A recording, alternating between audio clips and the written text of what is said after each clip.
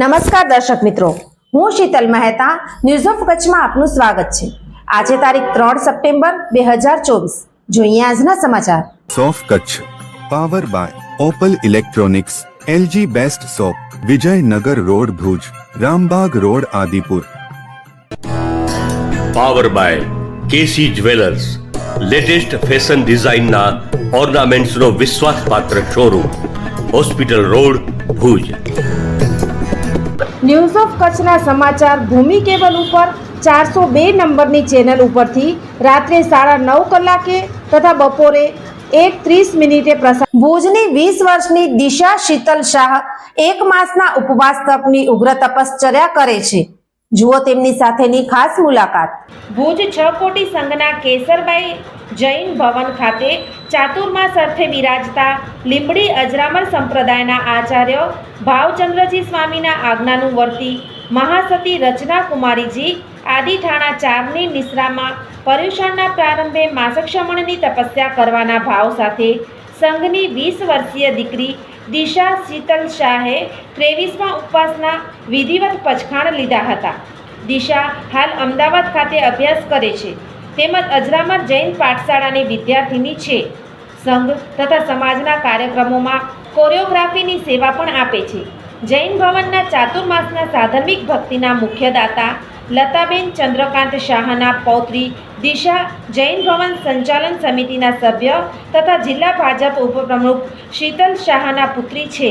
તપસ્વીની આરાધના શાંતિપૂર્વક પરિપૂર્ણ થાય તે માટે કુમારી રચના કુમારીજીએ આશીર્વાદ આપ્યા હતા. આજે ન્યૂઝ ઓફ કચ્છના નવીન મહેતાએ તપસ્વી દિશાબેન સાથે વાતચીત કરી. જય જિનેન્દ્ર, મારું નામ દિશા શાહ છે અને મારી એજ 20 યર્સ છે. અત્યારે હું અમદાવાદમાં ભણી રહી છું. GLS કોલેજમાં છું અને BBA મારી સ્ટ્રીમ છે. અત્યારે જે રચનાભાઈ માસતીજીનું ચોમાસું છે, તો રચનાભાઈ માસતીજીના જ્યારે દર્શન કરવા ગયા હતા ત્યારે 11 ઉપવાસની જેમ હતું કે મારે 11 ઉપવાસ કરવા છે. પણ જ્યારે રચનાભાઈ માસતીજી એવી વાત મૂકી કે સૂત્રપોથી વોરાવા માટે માસ ખમણ કરવું જોઈએ, મતલબ કે 30 ઉપવાસ કરવા જોઈએ, ત્યારે મને એમ થયું કે ના, આ 30 ઉપવાસ કરીને સૂત્રપોથી તો હું જ વોરાવીશ. તો મને પ્રેરણા મળી છે રચનાભાઈ માસતીજીની સૂત્રપોથીના વોરાવાથી. એટલે સ્ટાર્ટિંગના ઉપવાસ તો અઘરા પડ્યા, કારણ કે મેં સ્ટાર્ટિંગના ઉપવાસ અમદાવાદ કર્યા હતા કોલેજ સાથે સાથે. એટલે સ્ટાર્ટિંગના ઉપવાસમાં ડિફિકલ્ટી આવી, પણ જે આપણે કહીએ ને કે સેલ્ફ કોન્ફિડન્સ એક બહુ મોટું રોલ પ્લે કરે છે, તો સેલ્ફ કોન્ફિડન્સના કારણે મને એમ હતું જ કે ના, હું કરી જ લઈશ અને થઈ જ જશે. બસ એટલા જ ભાવ હતા કે કાંઈ બી થઈ જાય પણ આ 30 ઉપવાસ વચ્ચે નહીં મુકાય, કારણ કે આ જ અત્યારે એક છે જે આપણે આગળ લઈ જશે. બાકી બધી વસ્તુ તો ઠીક છે, પણ ધર્મ જ એકમાત્ર વસ્તુ છે જે આપણે સંસારમાં તારી જશે. એ મોટામાં મોટો હાથ મારા ફેમિલીનો છે, દાદીનો છે, કારણ કે એમને જ આ ચોમાસું લીધું છે આ વખતે. અને નાનપણથી જ એવા સંસ્કાર મને મળ્યા છે. મારી મમ્મી અને એ લોકોએ મને પાઠશાલામાં નાનપણથી મૂકી છે.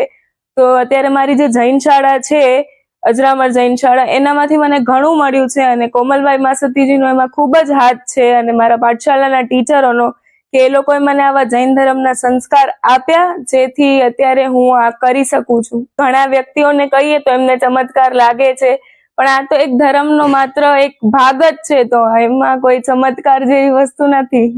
શું કરવાનું હોય ઉપવાસમાં? તમને ક્યારે ક્યારે શું કરવાનું હોય? એટલે ઉપવાસમાં કરતા હોઈએ ત્યારે માળા કરવાની, પછી વ્યાખ્યાનમાં જવાનું, પ્રતિક્રમણ કરવાનું, સામાયિક કરવાનું. ઉપવાસમાં ખાલી ઉકાળેલું જ પાણી આપણે વાપરી શકીએ, એના સિવાય કાંઈ જ નહીં, કોઈ જ્યુસ નહીં કે કાંઈ નહીં. સવારના 7:30 થી લઈને સાંજના 7:30 સુધી પાણી વાપરી શકાય. માત્ર પાણી જ વાપરવાનું? માત્ર ખાલી ઉકાળેલું જ પાણી બી. એના ઉપર 30 દિવસ ઉપવાસ કરવાના?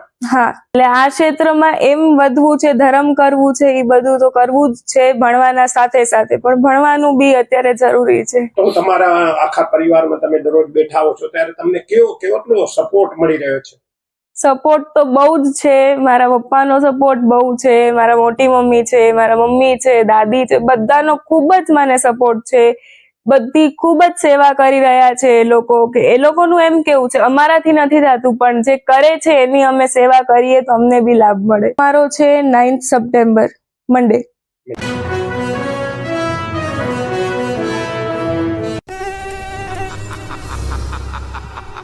મેલેરિયા હું ફેલાવીશ.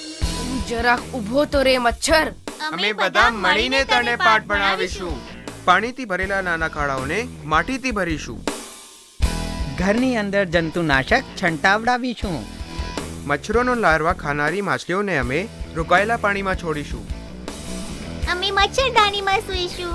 અમે મેલેરિયા મુક્ત સ્વસ્થ ભારત બનાવીશું. દર્શક મિત્રો, આ હતા આજના સમાચાર. આવતીકાલે ફરી મળીશું. ત્યાં સુધી મને રજા આપશો. નમસ્કાર.